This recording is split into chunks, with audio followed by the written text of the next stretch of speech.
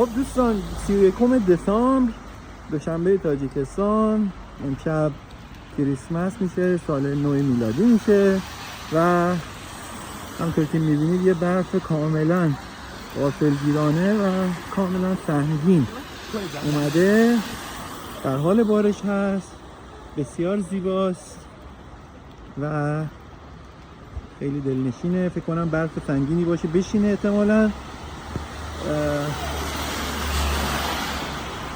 اینجا البته برفش معمولاً طولانی نیست، مثلا حالا یکی دو روز میاد بعد ادامه پیدا نمیکنه طبق اون چیزی که من دیدم، ولی حالا این برف نمیدونم سرانجامش چی میشه. در صورت کمی غافلگیرانه بود ولی